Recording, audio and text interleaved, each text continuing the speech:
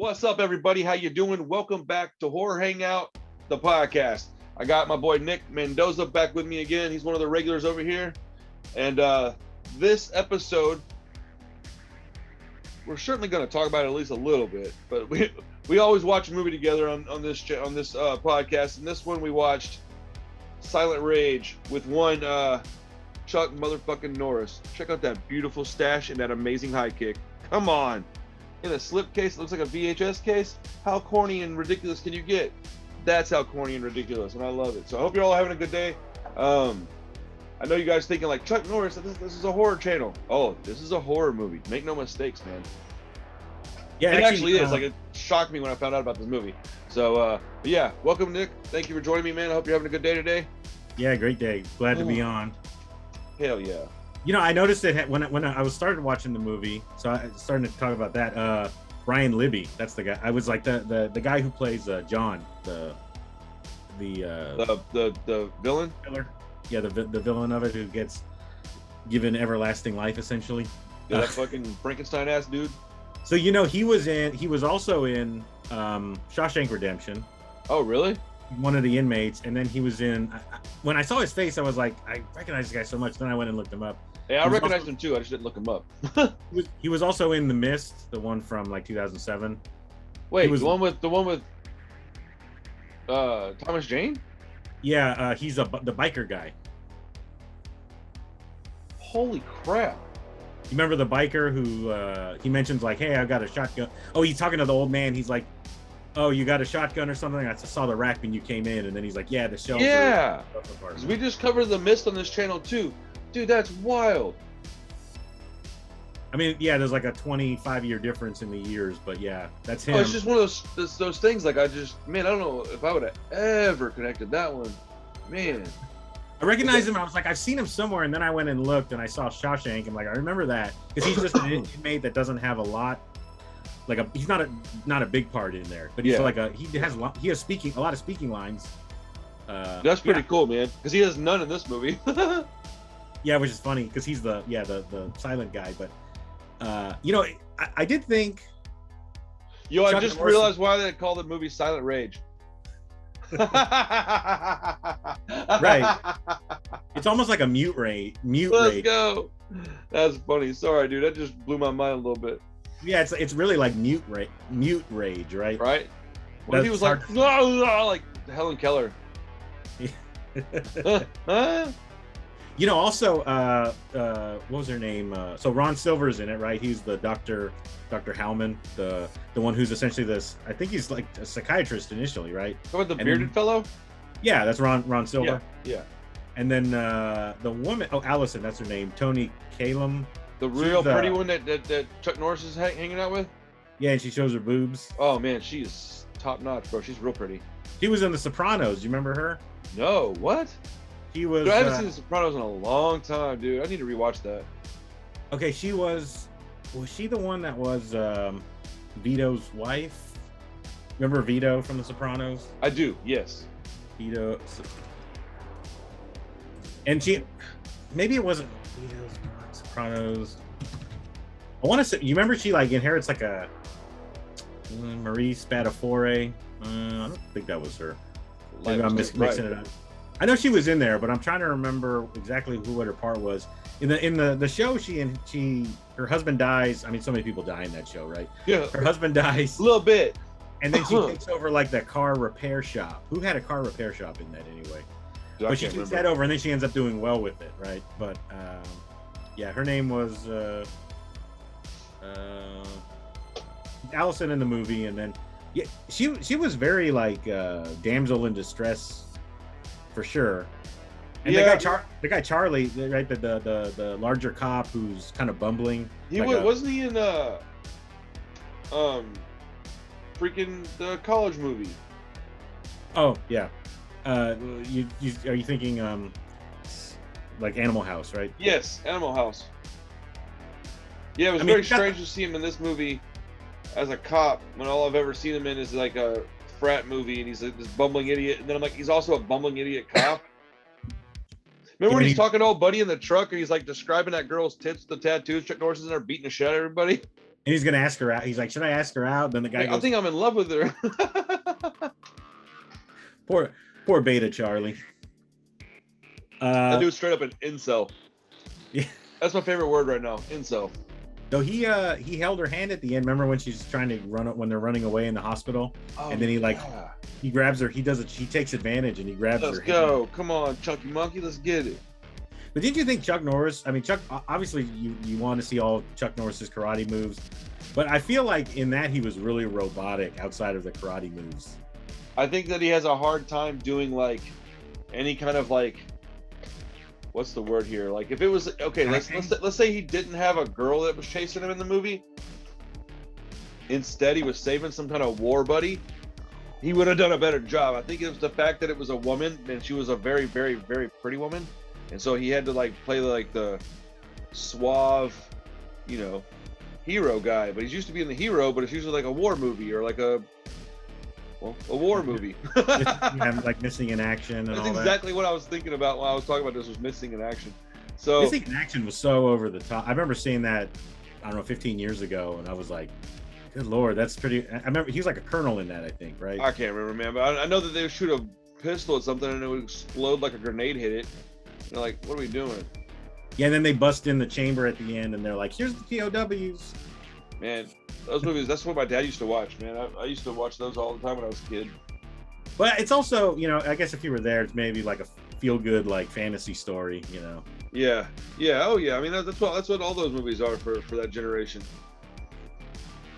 Well, let's okay, so let's talk about Silent Rage a little bit. So the synopsis of the movie goes like, I'm just gonna read it off the back of the box because it honestly has two stories that run parallel. They don't cross until the very end.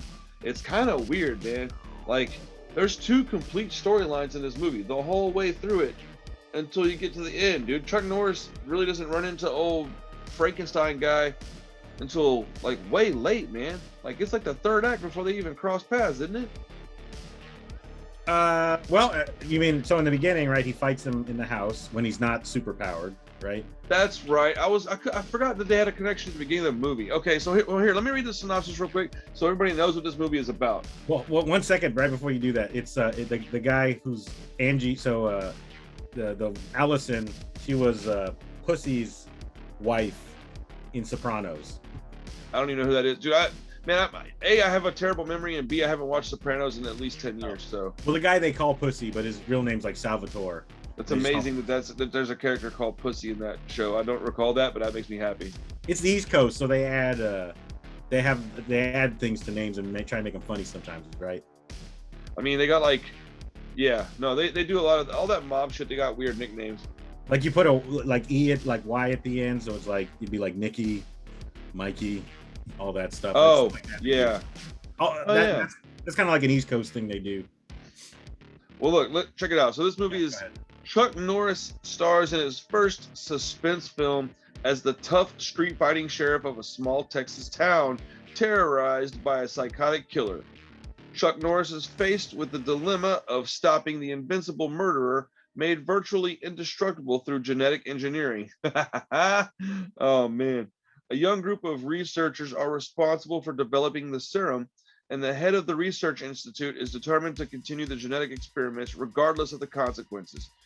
Norris displays fighting brilliance as he single-handedly routs a dozen brutal bikers from a truck stop hangout while revealing a warm and sexy side when he rekindles an old romance with Allison Hallman, a researcher at the institute. Excitement, horror, and romance reveal, as Norris combats the killer.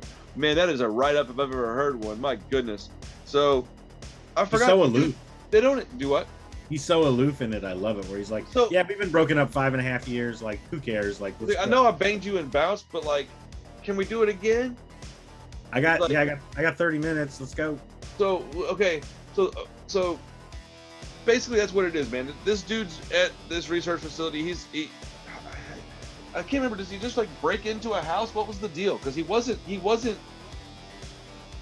pumped up with the serum yet. He was like, was he a criminal or something?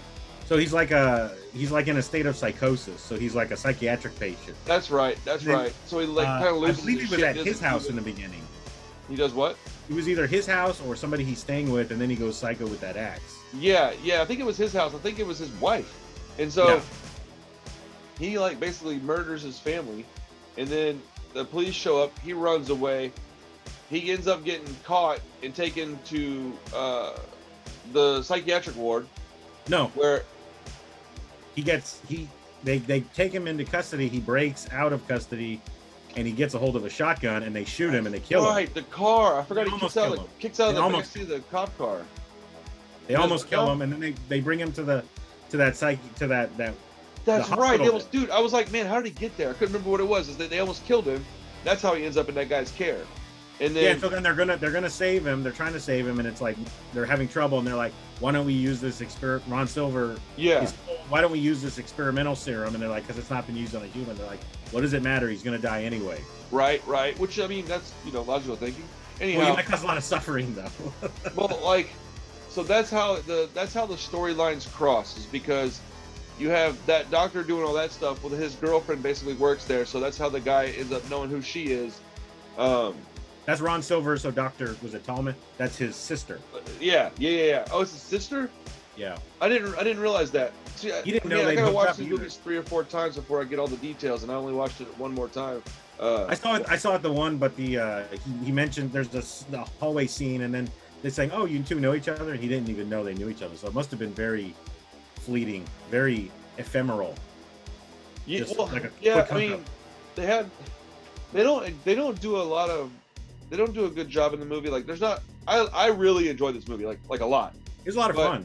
It was fun. Yeah, but they don't do a good job of explaining a few things. So, if you watched it and you didn't realize that they had known each other, that wouldn't surprise me at all. And I didn't even know that they were related. And I've seen the movie now. I think that was my 3rd time watching it. So like, but dude, my memory is piss poor. So I mean, I watched it. It went right in one ear, not the other. So they only mentioned it once, and it was for like 3 seconds when they're introducing. When Chuck Norris is talking to her, one of the early times, then Ron Silver comes in and then tries to introduce him. They pretend like they don't know each other. So it literally was like a 3-second spot. Yeah, I mean, I routinely miss stuff like that in movies. But anyways, and that biker bar. So I guess they shot a lot of this in Dallas, right? Okay. And so that biker bar, it's actually called. Let me see. It was let's finish talking about the movie first, and then we'll talk about all that shit. I want to talk about, like, I just want to let everybody know like what's going on with it, so that then we can talk about all the details, because we'll just lose track of what we're trying to talk about. So basically, fair enough. You have 2 storylines that go parallel to each other, and it's basically Chuck Norris and this woman. He's trying to, like, I guess, rekindle their romance. That's what it says on the back of the box. They're trying to get back together or whatever. Then you have the doctor trying to do this experimental fucking, what was this shit called that you said? It's like a serum? Like, he's doing this experimental medicine on this guy. The guy's already like a psycho. It's some serum that's supposed to help with cellular regeneration. Oof. Yeah, buddy. I said that one bad. But you would have to probably eat a lot of food to do that, because you need the cells, right? I mean, but that would make the movie a lot more complicated. So, but so you got these 2 storylines running parallel, and I kind of think that's one of my favorite parts of the movie, is because the whole entire movie, at the very beginning, they cross paths for a split second, and then for like the next, I don't know, 80% of the movie, you have 2 storylines going that never cross. So like for 10 minutes, you're like watching Chuck Norris deal with like cop stuff and this girl, and then it goes for another 10 minutes over to the doctor and his guy doing their thing, and then it goes back to Chuck Norris, and it just goes back and forth until the 3rd act. Well, they thought that John, the killer, died, right? So they thought that the police thought that he, in the small town in Texas, it's not Dallas in the thing. Yeah, no, it's a small town in the movie. Yeah, and so they thought he died, but then, like, right, people start dying, because the thing is, John, the killer, escapes, and then he goes on a rampage, and like he gets shot, right? And then he gets shot a few times. They're like all fatal wounds, but he heals every time, and so he comes back. And so the thing is that John is creating trouble, and so the police are investigating it. And then Chuck Norris is hooking up on his lunch break, and then he is. And then he tells Allison, he's like, remember, he's so aloof, and he's like pushing her away, kind of. And then she's like, remember, she's like tries to end it. She's like, well, maybe we should end it. He's like, okay, we'll just end it. Yeah, dude, she's like, you give up easy, and then he's like, okay, you want me to try? Like, here, like, I'll try a little bit, I guess. Dude, he's really like meh. But I do like it when, dude, the hardest part to watch. Do what? The feel good movie. Well, the hardest part to watch is whenever she comes over to his house and he's like sitting on the couch with his shirt off. He's got the record on, and she comes in and he's playing some terrible, easy listening music, and she's like, can I talk? And he's like, yeah. And she's like, look, if you interrupt me, I won't be able to finish what I'm saying, so just let me finish. And he's like, he's doing this dumbass grin on his face. He's like, okay. He's like so easy to deal with that it's frustrating. And she's like, can I turn this music off? And he's like, yeah, no problem. It's the button on the left. And you're like, nothing bothers him. That's what it is. Nothing bothers him, dude. It drives me nuts. And then she's like, so I understand that was a long time ago or whatever. And she's like, I want to start things fresh and start new.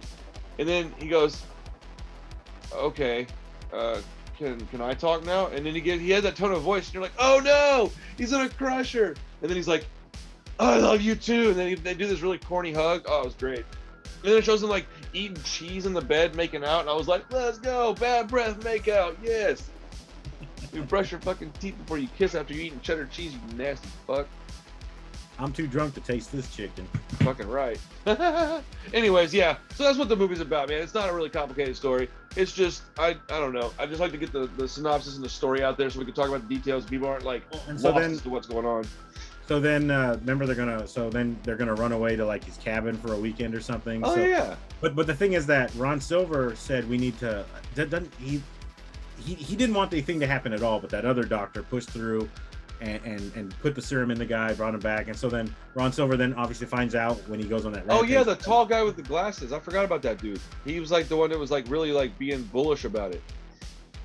Yeah, there was the guy. There was the guy with glasses. I can't remember. I think he was a taller guy, right? There was a guy with like darker skin, and he had glasses also. And then there was like a nerdier looking white guy that had glasses. Yeah, I think it was the nerdier guy, right? Well, that guy is more just following directions blindly, and he's like anesthesiologist per se in a way. Okay. He's over there pumping it, and he's checking levels and everything, making sure. But anyway, when Ron Silver finds out, anybody who tries to kill John, the killer, right? Anybody who tries to kill him, he then goes and ends, right? So like Ron Silver said something bad, so then he goes to Ron Silver's house, and then Angie is going there. Allison is going there to get her clothes, and that's when they have so she's just wrong place at wrong time because Chuck Norris's girl, right? Yeah, Allison. Okay, so because Ron Silver's getting murdered, who's her brother? Yeah, so she's staying at his house to get his stuff or something. What about the girl that was painting that Ron Silver was like, I guess, dating or married to? Yeah, so remember she gets killed. Goodness, bro, that girl had, like, when they showed her, I was like, oh my goodness, like, girls back then didn't have butts like that, bro. She was, dude, they had really good women in this movie. They only had a couple of them. They were pretty, man. Remember they took her head too, and he like slams it against the wall. Hell yeah, that's how you got to get it. No, I'm just playing. But it doesn't. I can't even finish that joke because I'm gonna get canceled. It must have been like a plaster wall because it didn't even. I don't remember it even breaking the wall. Dude, no, it just went clunk. But yeah, you remember the bikers? So they were in that. There was like a weird subplot because they were in like. He thought that they might have been like associated with the killer, right? Because he's trying to. That's what it seemed like. Is that he thought the bikers were the ones doing all the murdering. When oddly enough, they were just being a bunch of idiots doing nothing wrong really, except I mean, maybe a little horsing around, but they weren't doing anything like murdering nobody. Hey, you remember they tried to pull the guy tried to pull a knife on Chuck Norris in the bar in the restaurant. Yeah, I mean, they did a lot of dumb shit, but they weren't murdering people. Imagine if you had to a cop in like Dallas or Houston, like you grab a knife like that. Oh, dude, you would go to grab your cell phone and you might get shot. You'd be. But Chuck Norris was so cool. He's like, yeah, like don't stab me. I'm gonna do somebody later tonight. Like just don't do it. Well, right? That's one of the things I like about some of these old movies is that you watch stuff that back then was kind of normal. Like back then it would be a little bit, I mean, it would be bad, but it wasn't like if you pulled a knife on a cop, they didn't just blow your brains out right there on the spot. They would like maybe tase you and try to get you to the ground. And no, dude, nowadays you think about pulling a knife, you might get shot if they think that's what you're thinking about. Like it's weird how unrealistic that seems now. Well, at least in the movies, I don't know when they got tasers, but I imagine a lot of cops probably just beat you with a baton. Oh yeah, I forgot about batons. They'll fuck you up with a baton. Pepper spray is really good because that's nothing permanent. Yo, I got hit with pepper spray once and I was handcuffed, so I couldn't even like console myself, dude. Oh my God, I was rolling around the ground for like 10, 15 minutes, writhing in pain. And then when that went away, it still hurt so bad that I was damn near crying. Oh, it was the worst. And dude, I felt so stupid because I'm sitting on the ground and the pepper spray they hit me with was actually like red color. I don't know why it was red color. I don't know if it was because it had actual pepper in it or what the reasoning behind it was, but They it was do put red. it is essentially peppers in it.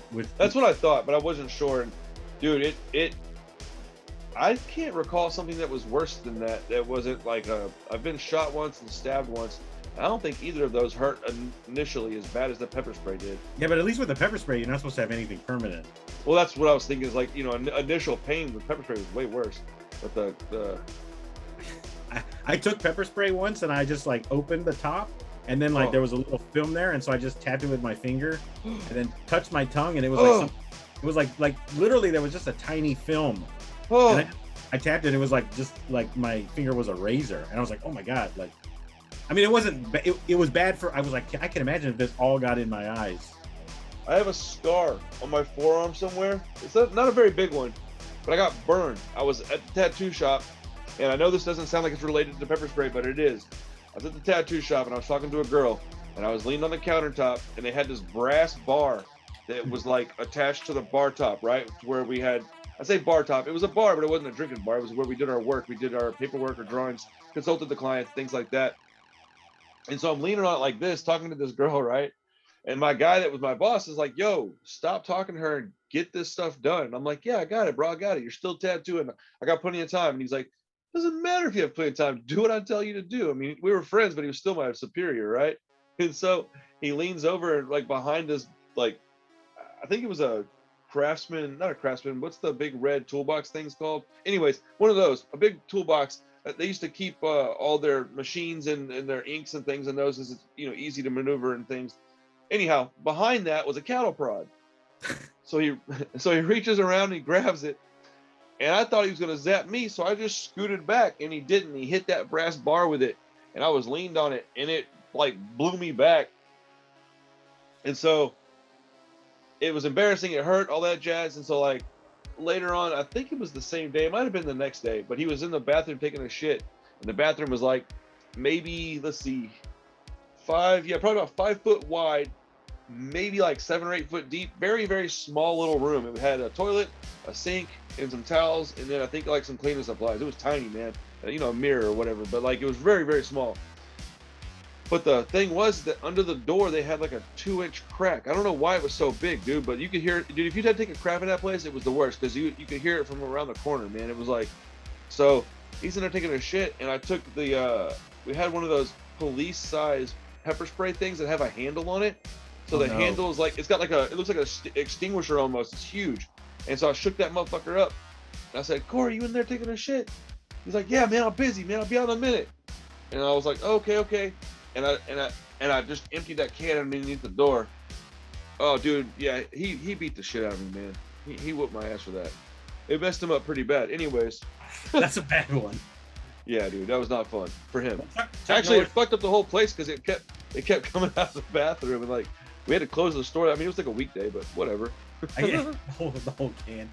That Chuck Norris, when he beats up all those bikers in the bar, that was the Old Blues Bar, it looked like, which is oh, really? Yeah, that's in Dallas, and it says it was frequented by the Texas Rangers baseball team. Huh. Oh, so the production crew spent an entire day there installing a special breakaway window. Remember when the bike goes out the window? Yeah. If you watch real closely, when the dude's on it, you can see that he's attached to a wire. Because it just... They said it took 4 days to shoot that. The whole fight. Really? Wow. Well, when he goes through the window, when the bike goes through the window and he comes flying off the bike, it's supposed to be did he get hit with something or shot? No, he doesn't get shot. No, he gets hit with a cue. He gets hit with it, yeah, and it keeps him in the building. And so the bike goes out. So if you pay attention, you can see his shirt like wrenched back a little bit because he was attached to a wire, and because he stops immediately, man. No pull cues doing that. He may fall off the bike, but it ain't gonna do that to you. But right. I thought it was cool that I recognized that. I don't usually catch stuff like that. But I mean, it was cool anyways. It was a fun scene. He beats the crap out of them dudes. Oh, man. But yeah, the biker subplot there was kind of interesting, and then it obviously didn't go anywhere because it wasn't them. But yo, what about the first time they run into the bikers and that dude gets outside and the little tiny short tough guy clearly has the Napoleon complex. He goes outside and he gets on his bike and he throws on that like super weird looking hat, and you're just like, bro, you just lost all your tough guy points with this like flower hat. Dude, what are you doing, buddy? Oh man, I like the girl they used, though. Do what? I like the girl they had, the one with the like vest in front, or whatever she had. Well, she had with the ones with the 2 tattoos on her boobs. Yeah. Yeah, I'm not surprised. We should like her. And then Charlie the cop, right? The big. Oh yeah, you're trying to steal his girl, Nick. What are you doing, bud? No, now she'd be my I guess at least my mom, right? She'd be. Oh yeah, I guess she's a little older than us, huh? Yeah, because that movie's like 82, right? Yeah, that movie came out about the time I was born. Yeah. Yeah, 1982. Yeah, because you're 38, so you were born in 83? Yeah. I'm trying to find something that I got. It's not really on the same subject, but keep talking and I'll find it. Well, they're saying, yeah, so filming began on July 30th, 1981 in Dallas, and it took 30 days. That's not bad, 30 days for a movie. Like, I thought it would take way longer than that. And that the woman who played Allison, or Tony, the one that I mentioned from Sopranos, this is the only thing she's done nudity in. Oh shit! The fuck, man! My wife just scared the shit out of me. I turned around, she's staring at me like a fucking creep. What are you doing in here, psycho? You told me to come in here quietly and give you kisses when I went to bed. I did say that, but I didn't say come in here and fucking creep on me. Fucking creeping on me, man. Wanna say hi? Hey, I love you. I love you. I'll be in bed in a little while. Well, probably a couple hours at least. I still got some work to do after this. All right, I love you. I'll see you in a little bit. All right. Dude, she scared the crap out of me, man. That's what you get. I know, right? I scare her all the time, bro. I'm kind of glad I got that on video. It's pretty funny. I just saw you pop up and it looked like you were looking at me in the screen or something. Oh, dude. Yeah, dude. It's so weird because I'll be talking to you and I look in the camera, and if I look at you, it looks ridiculous on the camera. I think people kind of expect that though. Yeah, they have to by now. Yeah, so what, man, I wish that my kids weren't so dadgum distracting, because I can't remember exactly how the movie ends. I know he fights the guy again, and then doesn't he throw him down a well or some shit?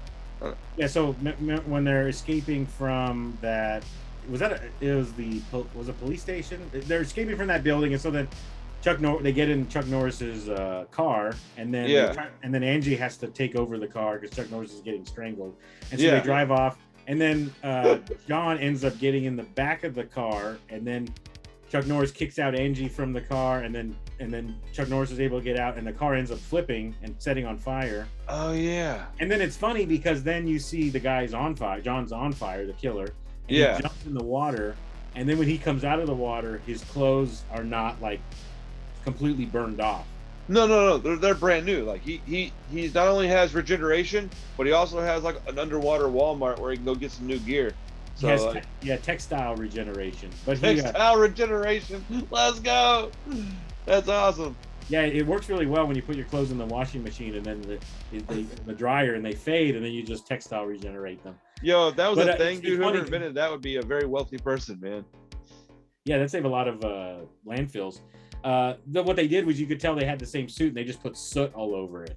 Oh, that's what it looked like. When you're on a tight budget, man, you got to do everything, and creatively. And I like movies like this for reasons like that. I like that they have to come up with these cool ways to make things work, and all they're really trying to do is tell a story. And if you get nitpicky, they're like, okay, look, man, do you want the story or don't you? Because so many people can't let go of stuff like that. And I understand to an extent, but like, good grief, man, we're talking about a small part of the movie. Like, let it go, man. I appreciate that they come up with ideas and that they stick with an idea even if they can't afford to replace the clothing, so they have to come up with a way to fix it. Like, I like that, man. I really appreciate the creativeness that goes into that.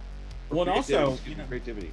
The movie's nearly 40 years old now. If you look at when HD finally came out, so like, HD wasn't really out till like, it wasn't ubiquitous till like 2008, and it wasn't really anywhere until like 2004 maybe. Okay. And so the thing is, if you look like Silent Rage, obviously the sides were cropped and everything. That was meant to be played on VHS. Yes. So it would look more convincing on that, a lot of that. So and it's one of the problems also with like we were talking about the Monsters TV show, the one right behind you. So the TV series that well, I mean, superseded a lot of this stuff. I'm listening to you still. Give me 1 second, but I'm listening. Yeah, a lot of this stuff was made with that being the ideal way to view it later. So I mean, you know. Well, and also, so like if we look at the Monsters TV show, that one they shot it on 16 millimeter. Oh, really? And then they edited the show on video. And the thing is that it was so much cheaper to edit on video, and it was a TV show that had a very low budget. So even when you look at things like have you seen the 80s Twilight Zone remake? Man, some of that stuff is like excruciating. The TV series, but it's all like that's the best you're gonna get is the DVD release because they edited the whole series on video. But then if you take something like the Twilight Zone, the original one, or if you take like an old show like Perry Mason, something that they shot on film and then they edited on film. So then when they do the transfer now in 2020 or whenever they did it, it looks beautiful because they just took the film, cleaned it up, digitized it. But the problem is with these old other shows, or like Ray Bradbury Theater, and there's a couple of Twilight Zone episodes from the 60s where they did shoot them on VHS, not VHS, on video. Okay. So there's a few episodes you can look up and they look flatter. It just doesn't look as good as film because film looks unreal. It looks amazing. Yeah. And it creates a great depth of field and everything. So what does shot on video mean? So that's where you're actually using videotape instead of using film. So you'd use like an actual cassette, right? Yeah, and so I'm trying to think, like the news would use like Betacam back in like the 80s and stuff. 90s. Okay, because I have a lot of movies here that are SOV, and they have a very they look more like home videos than they do a movie. But the thing is that you could still use you're just using videotape. A lot of the SOV stuff like Cannibal Campout, what's another one? There's tons of them. Sledgehammer. A lot of these just shot on Boarding House. A lot of those were literally on like VHS tapes, shot camcorder, like the lowest quality pretty much you get. I think that's a couple of the ones I've got. I'm almost positive are like that. Yeah, and actually what a lot of low budget ones do too, like was it? I want to say Nail Gun Massacre, or there was one called The Abomination, which Brett McCormick movie. It's actually really like a really good kind of gem. It's not shot on video though; they shot it on Super 8 millimeter. That's kind of awesome. It's technically shot on film, but the thing is that the Super 8 millimeter cameras were either really loud or didn't have sound, so they almost always dubbed them in the end. Yeah.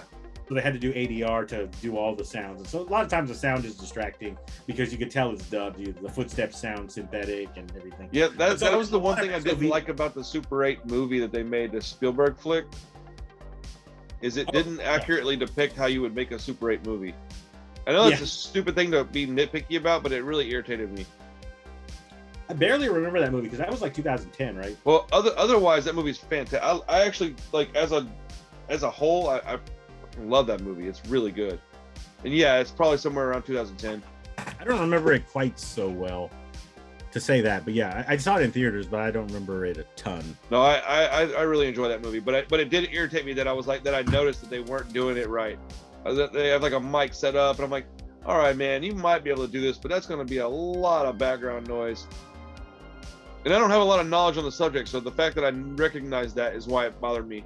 Because I usually would be like, I don't know, All you would probably do is have whatever mic was there, because you just need reference audio, and that's it. And then you would just try and it was so much harder. Yeah. And you had to pay to get the film processed, and like. So 35 millimeter is $5, costs about $5 a second to film. Really? You got in film, in 35 millimeter, you got 24 frames per second of 35 millimeter. Okay. And then so you can do 16 millimeter. That would be a downgrade, but it would be better than way better than 8 millimeter. Yeah. Like a lot of educational films were on 16, or movies that were meant to be screened like at libraries and stuff. Yeah, stuff that wasn't supposed to be on a literal big screen. Because I mean, even media mail, you can send 60 millimeter. You can't send 35 millimeter. That's like 60 pounds of film for 35. But 16, it's way smaller, and then 8 millimeter, was pretty ubiquitous, and it's just the processing, the lab fees, and everything. So it's amazing how everything's now moved to video, but the video looks like film. Yeah, it's weird. But Yeah. otherwise, yeah, it's 24 frames per second or so. So you have to pay for 24 frames, and then the processing, and it comes out to $5 a second roughly. And they even had something called short ends, where like low budget films. Okay.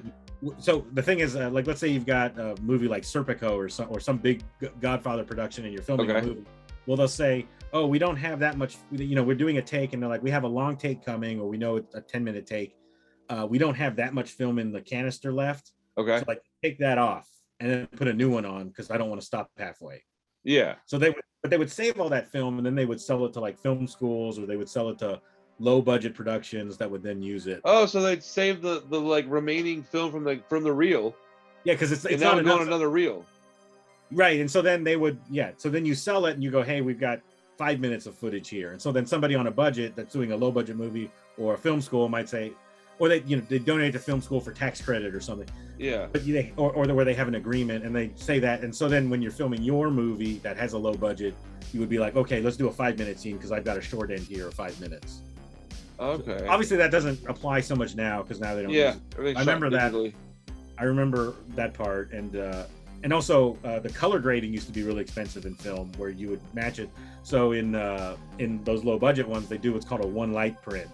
Okay. They would just like color grade a flat thing across the whole thing, and that was the cheapest way to do it. And it's amazing how that's changed now, because you can get low budget movies like The Void, that tape you were showing me. Yeah. The one, like that's essentially a low budget movie, but no, it's very much a low budget movie. But it looks amazing. It does. And it looks amazing due to computers and technology. But like, because if that came out in 1975, that would be a studio movie, better than a studio movie. Oh yeah, no. Yeah, it's pretty crazy what you can do for, like, I don't know the exact numbers, but let's just say $100,000 now versus even maybe $1 million 25 years ago. Well, because you would spend like $80,000, it would be $50,000 of that would be just the film. Yeah, dude, that's so crazy, man. And then you need 10 times more people. Now you can film a lot of these movies, and it's like 3 guys. Yeah, well, I mean, I'm currently writing a short film, and I'm planning on having like a grand total of 7 people to do the whole thing. Like, I might have to hire out somebody to help me edit it or something like that, but I'm planning on doing the bulk of that myself. Cool. It's gonna be like a 10-minute thing. I'm just gonna do it for fun. I'll talk to you about more of it later. Talk about it more with you later, because I was gonna talk about it with you anyways. So let me know. Might be fun to work on. Yeah, if you end up getting a camera.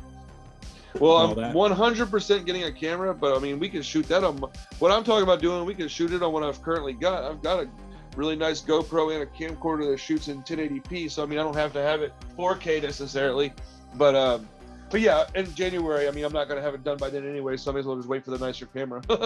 Well, the thing is with the camera, like if you end up deciding to get a DSLR or something, you can have lenses on them, and then you can create that film look where you create the depth of field and what they call bokeh. So a lot, like, what looks really nice is when, like, how you're lighting, how you have behind you now. Yeah. Like your purples and all that. Yeah. So like, you imagine if you were scooted up way towards the camera, and if all we saw was the purple, and then the purple was blurred out. Well, that's why I want this better camera, because right, that's what I'm saying. So then it creates that like Unreal 3D depth of field, and yeah. Also if you're behind Christmas lights and they're, you notice in movies they're doing bright, or also when you're on because it just creates that bokeh. Also, any movie where they shoot at night, you'll notice the streets are always wet, right? Always wet, dude. Always. They want the lights to reflect off of them, and they don't want dead space, man. If it's not wet, it's just dead space, and you don't have any reflections. Nothing's happening. It's just wasted screen space. That's actually something I did know. But yeah, it's all just so it's that look of just things being unreal, so that way people can kind of just check out from reality, enjoy the movie. In fact, whenever I was talking to somebody about this, because have you seen the movie Baskin before? Baskin, I don't believe so. No. It's a Turkish horror movie, and it's pretty intense. Like it's intense for people that don't watch intense movies. Okay. But it's that sounds cool to me though. I would check it out. Have you seen the Suspiria remake? Yeah, I don't like Suspiria or the remake, but yes, I've seen it. So like the end of the Suspiria remake is like Baskin. Okay. But anyway, just that's another like low budget one shot in Turkey that was something amazing they did. But I assume they're speaking Turkish or whatever, and it's subtitled. Yeah, but just it the point is, PASKIN? Yeah, I'll look into that. It was a good movie. I won't do any spoilers, but the point is, it's a pretty intense movie, and whenever I'm watching like an intense movie, and if I feel like it's maybe beginning to bother me a little bit, I always think of like a boom mic just dipping in frame, because then it breaks your suspension of disbelief. That's funny, dude. I love seeing stuff like that though. Is it on Shudder by any chance? Actually, I think it is. It's at least on AMC Plus. I have AMC. Okay. Because it's an IFC midnight movie, so like this. Yeah, IFC midnight Plus, which is Shudder. Yeah, I don't pay for Shudder individually now. I just buy the AMC Plus suite. You may as well. Yeah, I mean, they also did a Black Friday sale, so it was like $1.99 a month for a year. Yeah, that's pretty nice to get it for $25. Yeah. For the whole year. I guess regarding Silent Rage, we really went over the whole thing. It's definitely a fun movie, though. No, it's got one of the reasons why it is so fun is the stuff I was talking about earlier, that they've got a bunch of storylines going on. So like, and the nudity, the nudity is a must, bro. But it's kind of got something for everybody, man. So like, it's got like a love story. It's got a subplot with some bikers in it. It's got a Frankensteinish, like weird Michael Myers-esque killer. It's got Chuck Norris that kicks everybody's ass. It's it's for a 80s movie like this, I would say it's way up there in quality, because it's fun the whole time. There's nothing really boring about it. It's a good movie, man. I really enjoyed it. Yeah, I mean, it was a studio movie for the time, but I kept thinking whenever I saw Chuck Norris doing his kicks, you remember he had he had those action jeans. I just looked it up. It's Chuck Norris action jeans, and it was ones you could buy. And they were ones that you could like stretch in, but it was essentially it's a picture of him kicking. That's and it was amazing. showing that he's so flexible with these jeans, and you should buy these when you need to kick biker. All that is stretch jeans. But it's effective when you need to kick biker asses. Well, it's absolutely. If Jean-Claude Van Damme knew about those, he'd probably have fucking stretch jeans on all the time. No, I really like this movie a lot. I like Chuck Norris because I grew up on Chuck Norris. Like, it's not because I think he's anything other than he's cool, but I mean, I grew up on him, so I like him. So when I found out about this movie, I was shocked that he was in a horror type movie, and so I watched it and was like, damn, that really was a horror movie. Like, it's not necessarily scary per se, but it's 100% a horror movie. Yeah, it's like a horror. Yeah, definitely, it's like a horror thriller movie for sure. The villain in the movie really is a Michael Myers-esque character. I mean, I would go as far as to say like he's more like a Michael Myers Frankenstein mixture, in my opinion. Yeah. Or Frankenstein's monster, anyway. Sorry, I always say that. But Frankenstein's. Sorry, I wanted to do this before I forgot to do it. Yeah, I think it's like a combination of the two characters, really. But I thought it was for something that is very clearly taking from other movies. Very, very obviously, it's taken from other movies. They did a good job making it their own, because they could have done a couple of things a little bit different, and it would have been a blatant copy of some stuff, and everybody would hate it. But they did just enough to make it still really entertaining, still fit with the stuff we already like, and when it was like a slasher movie of sorts, so it really kind of was, huh? And but the Chuck Norris part just made it so much lighter. Yeah, it made it way more fun and family friendly for a rated R movie with boobs and murder. But he just made it like there's a couple times where like 2 times or so where I cheered at the screen just because of what Chuck Norris said. Dude, hell yeah! Where I was like, yeah, it's like Talladega Nights where I'm just doing that the whole movie. Oh man, shake and bake, bro. Love that shit. Which car do you want me to bring up? Which one do you miss the most? Remember when he tells him that when he's cheating he's like talking about, hey man, I'm over here playing with your G.I. Joes or some dumb shit. Yeah, he's like, you want to play G.I. Joes? He's like, yeah. Let me pick you up. Which car do you miss the most? I'll bring that one to pick you up. That's so fucked up. That movie's amazing. What's funny on a non-horror note though, but what's funny is when the French race car driver is when they're at that bar and he's gonna break his arm and he's like playing that music, and then the music he's playing is actually jazz, right? Yeah. And he's like, but he's like, you're not playing and doing American things. I'm like, actually, America is one of the few, like jazz is one of the few music types that came out of the U.S. Oh, dude, that is pretty weird, isn't it? That's funny. I mean, crepes are not, but the thing is, yeah, jazz. So it's funny because jazz is dude, American. Speaking of jazz, I just picked up a bunch of jazz records, dude. They're freaking awesome. Anyways, like rare ones. Do what? Rare ones. No, just stuff that's like, you know, good stuff. Listening records like this dude named Jonah Jones. I really like him. The Dave Brubeck Quartet is somebody I really enjoy listening to. I'm just now dipping my toe into jazz for the first time. Check this out. This is horror related. I picked up these two records this weekend, man. Or actually last weekend, rather. I got the Rocky Horror, original Rocky Horror soundtrack. 320, did I say 329 at the top? Do what? Top right what's the price? Yeah, 329. How crazy is that?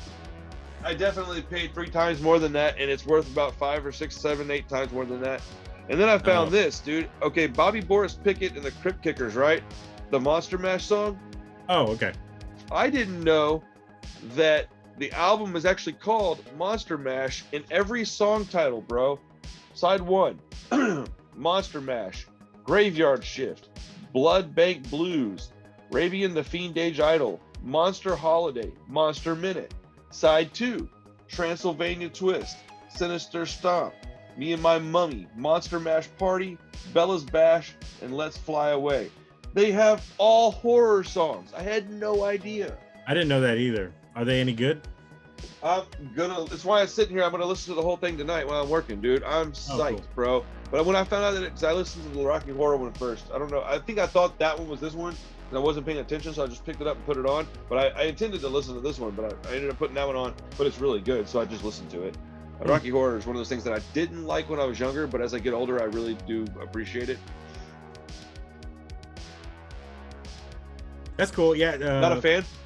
No, I mean, I like it. I'm gonna make a comment just about the jazz stuff because I used to play like in the school jazz band in high school, and then I used to listen to like some acid jazz. Oh, what would be considered acid jazz? Like, what is that? To be honest, I just remember it being like crazy type jazz, like it's just like almost like psychedelic jazz, like that freeform shit though, right? Where it doesn't have much structure at all.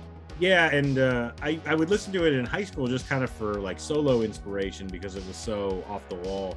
But like I don't remember, at 17, I don't remember what like the exact definition was. But yeah, it was kind of a fun. High school was a fun time, so like it was overall. Yeah, I try to tell people like, dude, enjoy it while you're there, man. When you're a 35, 40-year-old man, or woman or whatever, you're not gonna, you're gonna wish you had hung out at school and enjoyed it. Like, yeah, it sucks sometimes, man. Relationships are hard when you're young.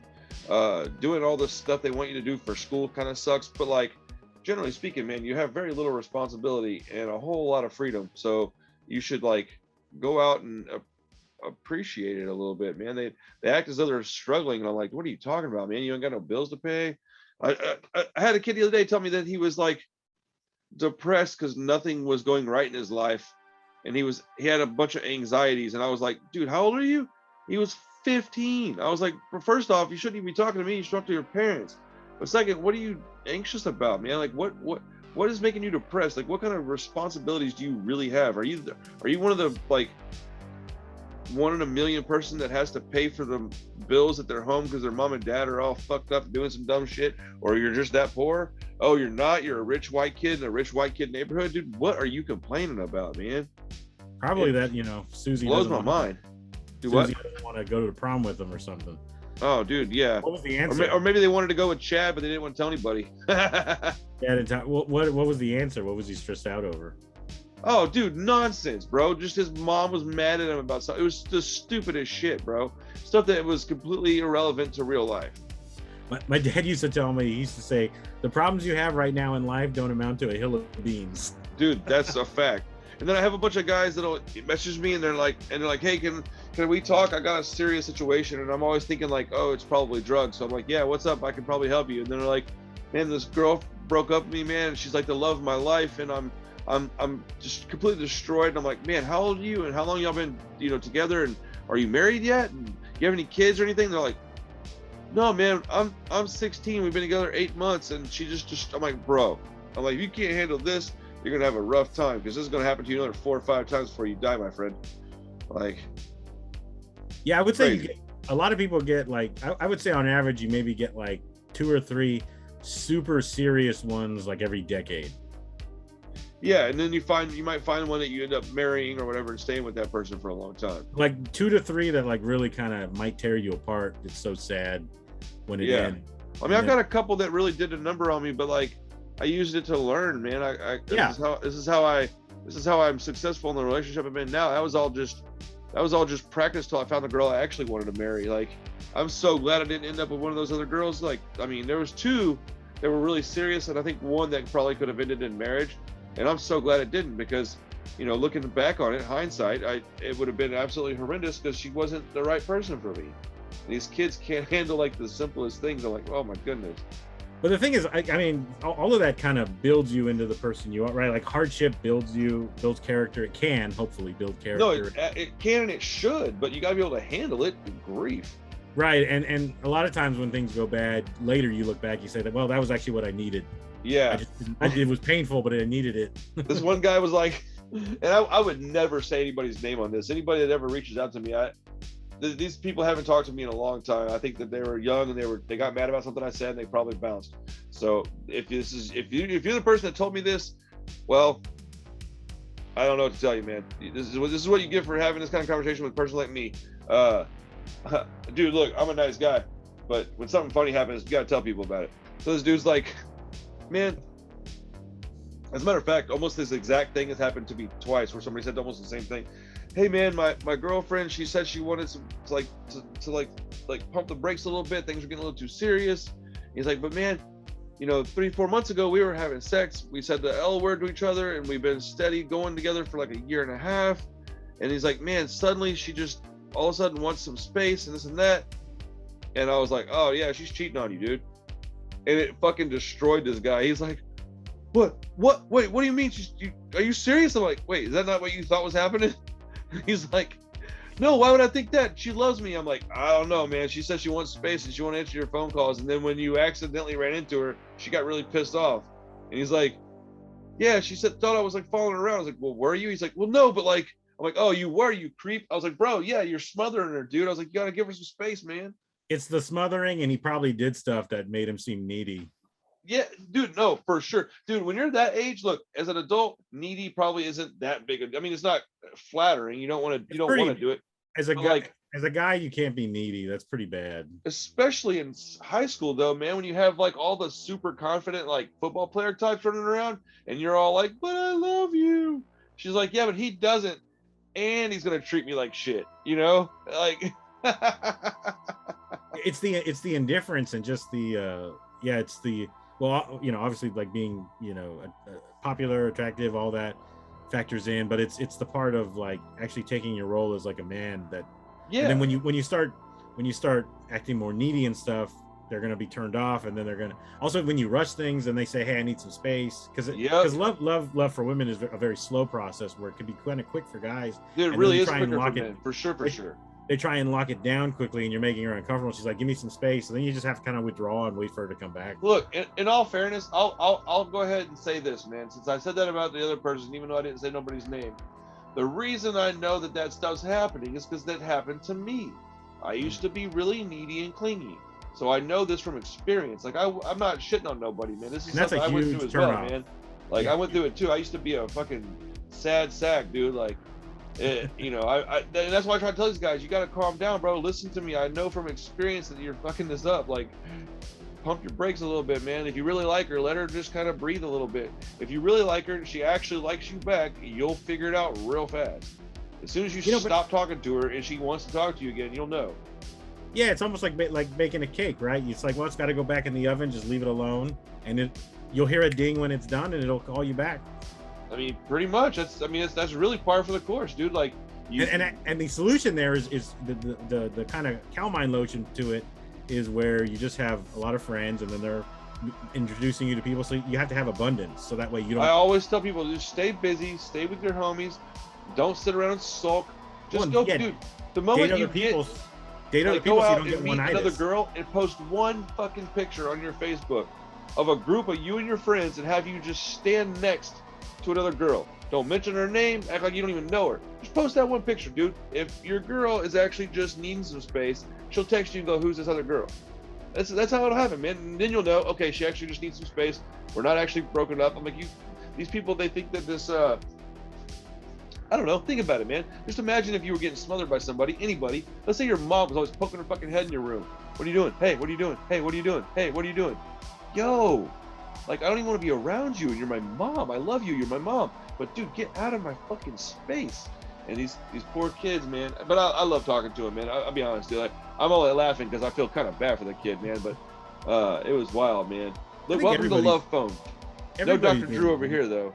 Everybody's been needy at some point. Then you learn it doesn't work.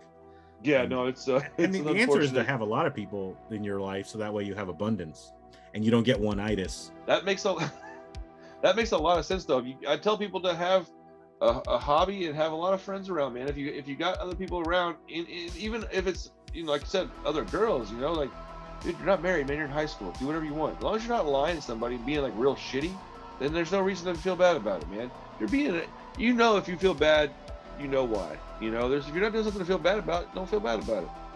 Also, the thing as a guy, what you really have to do is where your job is really just to set up dates and go hang out. And then if you're doing everything correctly, like the women are going to be trying to insert themselves where they're like, hey, what are we? Right? Yes. So well, if you're asking, what are you? What are we? You're doing it wrong. For real. She's like friends. Yeah, because so your answer should be we're hanging out, and honestly, if you're just creating like fun environments and you're going out and you're not being boring, because the truth is, like, you can do almost anything with a woman, just don't bore her. Like, boring her is the worst sin. Yeah. So yeah. If you keep doing that, you're eventually going to have it where she's going to be asking, what are we? She's going to start inserting yourself in your life. She's going to start texting you 80% of the time, and you're going to be doing 20%. Like, well, I mean, but the thing is that that's not weird. That's very natural. And you know, these young kids, men are supposed to do. They just don't know it's natural because they haven't done it yet. You as a man, you have that masculine energy, and then women bring. Well, in 2021, dude, you might have some feminine energy. You might have some giraffe probably have energy. too much when you're at that age, yeah. Do what? No, yeah, especially like guys that don't grow up with dads or anybody who shows them how to do it. Like, no, I was being silly, dude. I'm just saying, like, even talking like this is gonna piss somebody off, even though we're being legitimate and honest and it's real. Somebody's gonna be like, well, no, what if, you know? No, dude, there is a way people work, and as long as you're, you know. And you know what, though? There are probably some females out there that have that masculine energy. They're probably, you know, I would imagine with a lesbian couple, there's usually one of a certain, I don't know what to say. I'm not trying to be rude, but like a certain type goes with another certain type. I know a lot of lesbian couples, and they all have one that's a little more masculine than the other. One's more feminine, one's more masculine. They just happen to be like into the same sex. But I think it goes across the board, man. If that's your role in the relationship, do it right, you know, like you said, well, man, create a fun environment. I have no experience dating men because I'm not gay or anything, so I don't know that end. But I would say generally though, like if you're a dude, you just kind of have to. You really do need to hopefully try and be more of yourself, which is hopefully some level of assertiveness, some level of you have decision making. Like you're a good leader, essentially. Well. You're good with people, essentially like a salesmanship almost, like that all. Shit, man, the kids these days have no hope if that's what they're required to be, you know? Well, yeah, it's a lot of Fortnite now and a lot of Minecraft, and but it's really is getting out, talking to people, meeting people, and then you'll make mistakes, you'll figure it out, and you'll see what works for you. But definitely neediness doesn't work. A lot of the stuff I'm finding out is they want what they want it right now. They don't want to wait. They don't want to like go out and do things with people. They don't want to be selfless. They want what they want, you know? It's weird, man. I feel like the generations, like, I used to think that we were going to have more kids and more kids and more kids everywhere across the world, right? But as at least in America, as time goes, I find out that we're getting to where, like, I think we're going to be having less kids because people are so damn selfish, man. They don't want to do anything for anybody but themselves. That's a major turnoff for anybody, whoever you're trying to attach yourself to. That's a major turnoff. Man, what the fuck are we talking about? That's awesome. Speaking of that, I was talking to you about this movie, Andy. Okay, yes, let's talk about that. So what is that? I've never heard of this. So this is Andy Warhol's Dracula. You can kind of see it there. Yeah, dude, that's cool, man. I didn't know he did that. So this had you can kind of see it. He's very young in this photo, but this is Udo Kier. Okay. Maybe see him a little bit better on the back. That's not. I don't know who that is. Okay. Did you see Brawl in Cell Block? Yes. What's the movie? Brawl in Cell Block 99. Okay, so remember the guy who visits Vince Vaughn in jail? Hold on, I'm gonna look it up real quick. It would just be easier for me to see it. I'm trying to think. I know. I mean, he's done a ton of movies. I'm just trying to remember. What's his name? Udo, like Udo. He's German. Right. He's a German actor, and he's an old guy now. I want to say. Okay, yeah. Okay, that's the same guy. Yeah. So this is. Oh, I dang. mean, Dang, it is. This movie. I can't remember what year this movie's from. Actually, I love the artwork's so cool. So you see, he's got it here in the bathtub. So essentially, wait. I'm kind of interested in this now. Maybe I can't show the back here. I showed it for a second, but I can't show the back. But why? What's wrong? Is it got some boobs or something? Yeah. Hold on. Let me just cover it. Dude, it ain't no thing. You can. No, I mean it's not a big deal. They're in there, but anyway. That's cool, man. So that's nice artwork. Yeah, they got a bunch of it. Are those like postcards? No, this is actually the table of contents for the. Sorry. So who put this out? Severin. So nice. So this is actually the reason I bought this one because I don't buy too many discs myself nowadays. Whoa. Because it comes with the compact disc of the soundtrack, and then here we've got the. Did you just say compact disc? Yeah, CD right there. Yes, CD. Dude, I almost didn't know what you were talking about because you said compact disc. Well, because then it fucked me up for a little bit. Then it comes with we've got the 4K disc is here. I forget what the other 4K. one. Yeah, so I don't buy that many movies now unless they're 4K. I know. The thing is that I feel like a lot of movies are going to be 4K eventually, so I'm just going to wait on 4K and catch up on my streaming. Sure. In the mean, because also I have limited space. Obviously, everybody has limited funds. I mean, you do it the way you want to do it. That's the way you choose to do it. I'm not hating on that. I buy DVDs still, so. I mean, I will when they're cheap sometimes, because like this was I don't remember what this was, like $40. It was a lot. Yeah, that's a lot. Maybe it was 50, but it comes with a case. And yeah, I mean, you got quality for your money, so that's not a big deal. It looks beautiful. So, so they shot this. Is the movie good? I've never even heard of this though.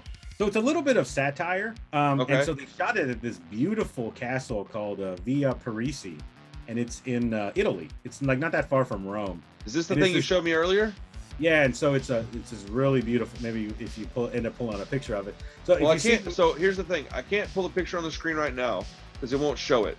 But what I can do is try and remember to post a picture in the video when I edit it. And if I forget and you've made it this far in the video, just say so in the comments and I'll post a link to what he's talking about so you can see it because it is very, very pretty.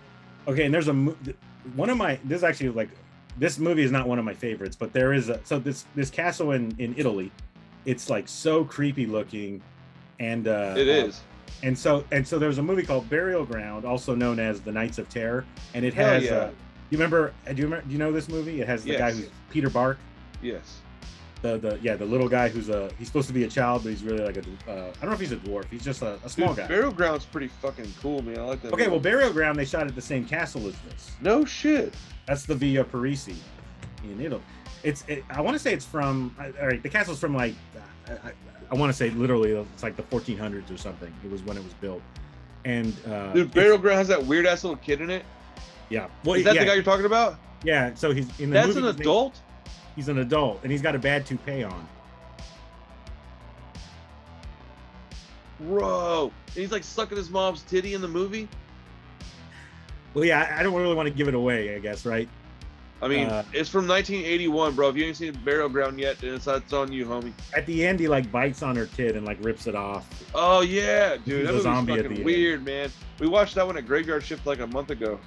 Oh yeah, maybe like 2 months ago. Not that long ago though. So that whole castle is like the grounds of the area. Like it's really beautiful. That's wild. and those zombies are like super powerful, where they're like also smart. Remember, they get like the scythe or whatever it's called, and they like rip the Dude, man, that movie was. Yeah, I've only seen it the one time, and that was a wild ass movie. Remember, and Peter Bart comes in on his mom naked and all that, and she's like having sex, and then there's the fireplace, and she's like, oh, and then he so comes weird. But that's what makes a lot of those movies likable, is just the weird shit. Because I thought, to me, I really like that movie. Like, the scenery's great, but they use the same thing for this. And then I know we were talking a little bit about Ozploitation films. So like, yes. One of the Ozploitation films, Patrick, is the one where that guy who is like essentially comatose, where he can use telekinesis to hurt people. Have you seen that movie? Well, there's a movie called, they did a second part of that called Patrick Lives Again, Patrick 2.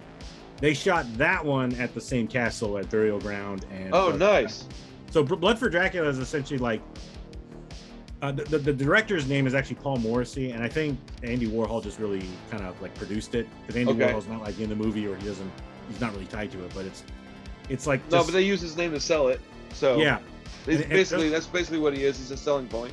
There's also another one called Andy Warhol's Frankenstein. Dude, I didn't know either of those existed. That's wild. That one's called Flesh for Frankenstein, or they also call it Andy Warhol's Frankenstein. But that one I think is also a Paul Morrissey movie. But just and that one actually just came out on 4K during Severin's Black Friday sale, and I bought that one. I pre-ordered it, and I have it coming. Actually, I also bought Boarding House on 4K. Is that one 4K or Blu-ray? I don't remember. I bought that one, and so I did the weight, combined it shipping, and send it all in one to save money. Yeah. But anyway, so just it's Blood for Dracula is a Dracula movie, but it's where Dracula's trying to find virgin blood, because he needs to feast on virgin blood. That's the kind you want, if you're a vampire. But it's hard to find, especially in 2021. To be honest, if you go back to guys and dating and all that, you probably have a lot better luck finding virgin dudes. It's probably your best bet. Yes. That's the most plentiful resource on earth, is virgin dudes. Man, that's funny. But he essentially needs that to feast, and so he feasts on all these women that they say they're virgins, and then when he bites on them, he finds out they're not, because it causes. He's like, "Oh, you dirty slut!" He starts like vomiting blood, because virgin blood is he needs, but he can't. Oh, he needs it. I thought you said he wanted it. Interesting. No, he needs it, and so he'll end. They're like, "No, I'm a virgin. Like, I don't know how to do all this," and then it'll show you also, because the caretaker of the land, he's like has sex with all the women in there. And so they show, like, I imagine that guy's played by Samuel L. Jackson for some reason. I forget what the guy's name. It's on the tip of my tongue here. It is. I gotta look it up. It's the guy who's in all the Andy Warhol movies. He was also in a movie called Dude, I don't know that I've ever watched an Andy Warhol movie. I don't know. I'm blanking on the name. He's like right. Don't worry about he's like a bisexual act. No, I'm gonna look it up. His Joe D'Alessandro. That's it. I'd be willing to bet nobody that's watching this knows who that is either. But he's like this very fit guy. He's got like long hair, and Andy Warhol used him for a lot of stuff. Because Andy Warhol had that, that whole thing of like 15 minutes of fame, where he would like pick people off the street and like film them and. Oh really? Dude, I didn't know he did that either. I don't know much about Andy Warhol. He also had a quote. I don't know if this is actually a real quote, but it wasn't one that was attributed to him. And it's when people, because Andy Warhol made a film where he just filmed the Empire State Building, like the blinking light at the top, and he just he just filmed it for like hours and then changed out the reel, and that was a movie that he made. And so like all his stuff towards the end got really weird, and by that point he had like his own mailing list essentially, so it was all this kind of sycophants. Okay. Just the big fans that would like anything he put out. Yeah. He's kind of attributed, at least to the quote, where it's art is whatever you can get away with. That's probably accurate. Right, because actually, even if you look at guys like H.P. Lovecraft, when H.P. Lovecraft was writing his short stories and whatnot, that wasn't called horror; it was called weird fiction. Yeah, and it was more of a niche thing, and now it's these seminal pieces that just created this whole genre. But at the time, it was like, well, he actually took the job writing Reanimator, the serial. He did that for hire, Oh, that's cool. And at the end of each story, the publisher wanted a cliffhanger because it was going to go in like a editorial. Yeah, like a serial. So he did it just for money, and he actually, from what I read, he actually did it just so he could like afford meat, because meat used to be a lot more expensive before we fed them corn. Huh? Because now we feed cows like Cheetos and stuff, essentially. Well, yeah, I mean they're delicious. Because it's so much cows and Cheetos, but whatever. Because it's so much cheaper. I'm trying to remember what the you know what the two Aussie movies I'm looking for right now is, I didn't realize that there's a lot of people that you don't realize are Australian, dude. Lee Wynell apparently is Australian. Didn't know that. Nicole Kidman was in BMX Bandits. I had no idea. I don't know if you know what that movie is or not, but it's... Is that is that the like videotape one? No, BMX Bandits is like Rad, but from Australia. Oh, okay, yeah. I've seen Rad. And then there's also one called Dead End. Dead End Drive-In, I think, or Dead End Drive-In. And then there's one called hold on, I just sent a picture of it to Chris. Dead End Drive-In is one that I'm absolutely like I want to watch it like really bad. There's one called Fair Game. Those are both like Australian exploitation flicks. They're supposed to be really good. But Dead End Drive-In, I mean, that sounds... I'm trying to... It's on Arrow Video. I ordered a copy of it. Yeah, that's right. I remember this one. This has... I haven't seen this one. You haven't seen it? No. I was thinking of it. I was actually thinking of Fade to Black. I haven't seen Fade to Black.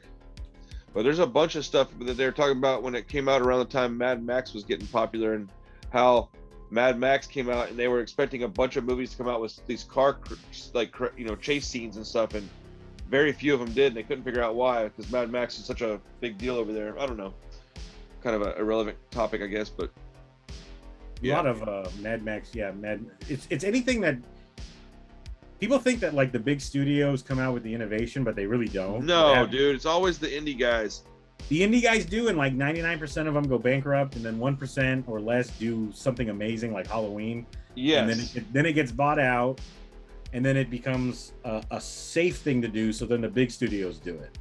Yeah. No, the indie guys are always the innovators. It's just like in any business. The people that are the... Google reCAPTCHA. You know, when you go to the site, it says I'm not a robot, and you click that. Okay. They didn't make that. Google didn't make that. They bought it. Oh, I didn't think they did make it. That's funny. They own it. Also, look, YouTube. They didn't make YouTube. Wait, Google owns the "I'm not a robot" thing? Yeah, it's called reCAPTCHA. Yeah, that's insane. I didn't know they could own that. Well, they bought it. They bought the technology from a company that had already created it and had already created some type of brand for it. Also, like, look at YouTube. They bought YouTube. They had their own Google Video before that, but it didn't get the market. So rather than try and usurp YouTube, they just bought it. Yeah. You always buy, or like Facebook, where they bought Instagram, like, and they tried to buy Snapchat. Like, you always just buy out your competitors like that, and then offer them share in your company, and then bring them on, and that way you don't get marginalized. I didn't know that they tried to buy Snapchat too. That didn't make sense though. Yeah, it just kind of always. Remember they bought Oculus? Dude, I don't keep up with that shit, man. I don't know nothing about Oculus. I used to joke about, because they're cool looking, but I don't know nothing about them. I mean, I'll sit in there with the Oculus on. I have the Oculus Quest, and I'll use it, watch movies. Like, it's fun. You've got one? Yeah, you put it on, and it's like you're in a movie theater, and so you're just sitting around, and you actually map out an area around you, a safe zone, so you can get up and it's like walk around. Oh, that's cool. I didn't know you could watch movies on that. That's pretty badass. It's pretty fun because you're literally like in like a big cathedral, like theater, like a big stadium one, and it's like, that's pretty cool. And then maybe does it feel like a theater though? Does it give you the same kind of experience? Well, the thing is, when you move your head, it's like you see you're in a theater. Like, it's, or you can do it. They have one that's a drive-in theater. That's badass. But you're like, look. But does it feel like the screen's big though? Is what I'm asking. Yeah, because the thing is that it really, like, the things go right up here on your eyes. Okay. So like right there, and it really feels like you are immersed in it. It's very fun. And man, I want to try that. They even have games, like Beat Saber. You may have seen that's why I never was interested in ones. I thought it was just basically Ford gaming. I didn't know you could do movies and shit. There's, on a side note, there's also like adult stuff you can do. I was literally waiting to say that. I would love to watch some pornography on an Oculus. And actually, I have a website called VR. I have VR Girlfriend. Dude, you're like sitting there watching it, and you're all of a sudden you're like, oh wait, it's not actually on me. no, it gets on you, but your own gets on you. There's I actually have the domain VR Girlfriend and VR Die, because my joke was that one day they're gonna have like where you can go on when you eat your meals, you're gonna put on your Oculus. Okay. And you'll see when you look down, like whatever company sells the software, they'll also have a deal where they sell you made meals. Okay. So it's like a celery pizza maybe. But then when you look down in the Oculus, you see like cheese, gooey. Yeah. And then you eat it, and you're like, they have spices you put on to trick you. And then you take a bite and you're like, oh, that's kind of like it. I'm eating. Yo, if they make that, I will at least try it. That sounds crazy. But yeah, I have. So my other idea was that they'll eventually do it where like you could, like maybe you take. Okay, we'll do it in this more PG way, which is like let's say you have a spouse that passes away. Okay. So then you take the photo, like a photo of her, put it through the VR system, and now you can do like adult stuff with your deceased spouse. That's fucking creepy. Or you could see other ways you could do it, like maybe the girl at work that doesn't think you're very cool. And you still creepy, but less creepy than your dead wife. That's way creepier. What are you talking about? Where you just snap a picture, or you take like No, bro. Somebody's not alive. That's way creepier. Unless you're talking like Marilyn Monroe, that's kind of cool, I guess. Maybe you just miss your wife. Can't you just miss your wife? Maybe you miss your wife that bad, bro. You need some therapy. Well, yeah, but not. Somebody's gonna want to make money on it. That's true. But no, dude, I'm probably the one that doesn't think it's cool that everybody else probably thinks is awesome. I'm probably the outsider on that one. Or I wonder if that, on some way, if they'll have it where, you have a passed away relative and you maybe sit there, talk to them. We're going to be living in Ready Player One in like 12 years. Well, everybody's now thinking like the metaverse stuff, right? So that's. I don't even know what that fucking is, dude. I don't know. Well, because you're not really going to. People are thinking you're not really going to own a lot of property in the real world anymore. You're going to own it in the digital world space. Because everything's kind of becoming, a lot of things are becoming unaffordable. But like, what if you own some really cool property that is coveted in the digital world that is programmatically scarce? So you like buy a bunch of stuff that doesn't really exist. That sounds about right. Sounds like an NFT. Something like that. But the thing is that, okay, and this is important. Like, that's what it sounds like to me, bro. Okay, but the thing about buying an NFT that is mega, like what's the difference between a Rolex and a Rolex knockoff that's really good? Well, what's the difference between Amazing Fantasy 15 and the facsimile of Amazing Fantasy 15? I don't know, 65 years. But like the difference on that is going to be the street cred you get, and that you're in this club of people. And also let's say, especially like let's say you're in the dating, you're single and you're dating, and it becomes where you can now tell girls like, I have this, and it's like, oh, this guy has status now. He's in the club of winners because he has this scarce resource, this scarce asset that people want.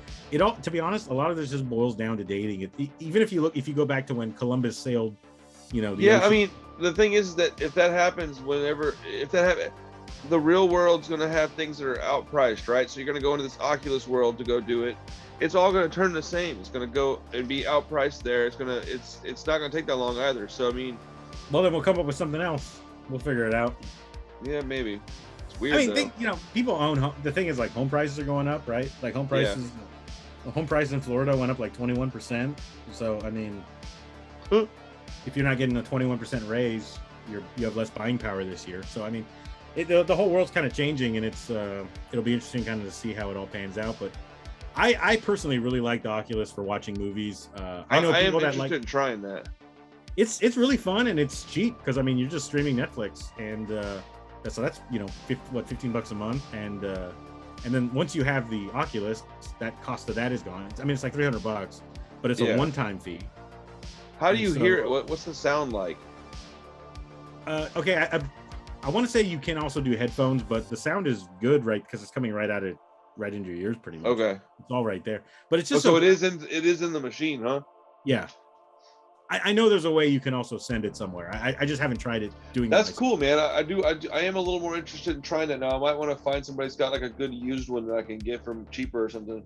And I mean, just imagine you're, and this is what I'm saying about the whole metaverse is like, let's imagine you want to watch some horror movies, and you can also, so it has hard drive space. So you can actually put movies in there, and then maybe you go on vacation and you don't have Wi-Fi anywhere, like you're in the camping or something. Yeah. But so that's kind of cool too overall. That is kind of a cool benefit. But just imagine you live in like a bad part of the world, or like you're poor in a bad part. Like you can put on these VR goggles if you're in a poor part of Brazil, and you're now in this mountaintop region in Colorado. So what you just described is literally Ready Player One. Yeah. That's awesome. Let's go. I'm in. But just I love sitting there watching movies, and I'll even I always make sure I have a fan on, because that way if I'm up in the mountains watching a movie, like I feel the breeze. This fucking guy. It's just a fun. The whole movie thing about movies is like the suspension of disbelief. Dude, I want to watch like some of my favorite movies on that. Actually, I would love to watch like The Thing. Yeah, and like I said, you could put them on. You can also stream. I stream them across from my computer on sometimes. So is it Bluetooth cable? How's that work? Or is it through an actual cable? No, it's wireless. I'm sure you can do something with Bluetooth too, but I have it where I just run like a Plex server, so it just connects to your hard drive and then like through Wi-Fi and then brings it over. Okay. And it's fine. But you can also, if you wanted, load movies onto it because it has a USB port. Okay. From your computer. You definitely made me more interested in it than I was initially. Like I didn't have any desire to mess with it, to be honest, but that sounds pretty fucking cool. Or you don't even have to deal with any of that, and you could just sign into Netflix and watch a movie. You don't even have to do that. You could there's this part is fun. It's all fun, but this part there's you download the YouTube app, so that's free. You can download YouTube, and then you can then watch VR videos that are in 360. So like, and let me see I'll show you how that makes sense. Like, let's say you like going to Disney World. And like me, one of my favorite rides is Splash Mountain, which has a limited shelf life now. Wait, right? What? Splash Mountain, how they're gonna rip it up eventually. Like, wait, why? Because they're switching it to the Princess and the Frog or something. Is it still gonna be the same ride essentially? I mean, the layout will be similar, but will it have the water and shit? Yeah, it's still gonna be a log flume ride. But the point is, why are they changing it? Because it's some woke shit, isn't it? Yeah, I think so. But because it's song of the whole movie's the whole theme. Oh my god! Splash Mountain song of itself. Dude, Disney is the worst.